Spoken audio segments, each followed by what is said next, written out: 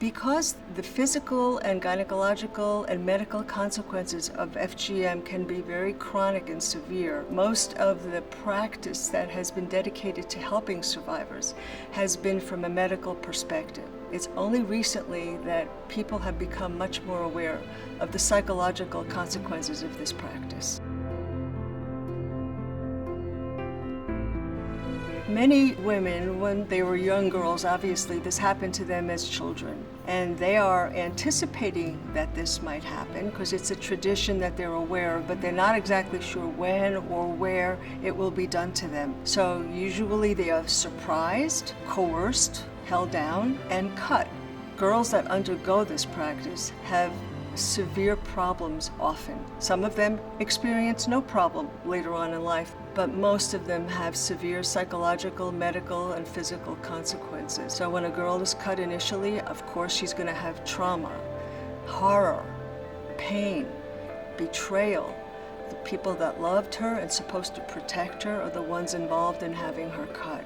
Many girls go on to develop problematic relationships with their parents, with the women in the community that supported this tradition, and the cutters that carried it out. Traditionally, women are the ones that are the cutters, and so it's women doing this to women, which becomes a huge problem for the female population.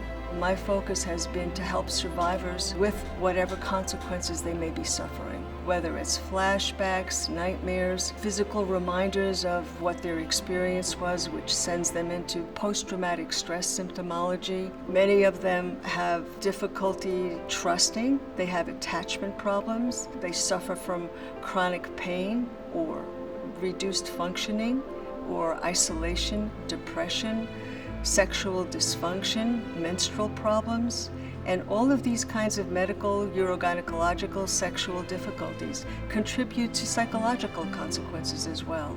No two women have the same reaction. Some women have no consequences. Other women can be cut very minimally and have severe consequences. Everybody's needs have to be dealt with uniquely. What needs to happen are for these women to kind of grow beyond and above their trauma so that the trauma never goes away, but they get bigger than the trauma is. There are no psychological, medical, physical requirements for this practice. There are no benefits to this practice. It's imperative that we stop this practice, but we can't do it alone. Please join us.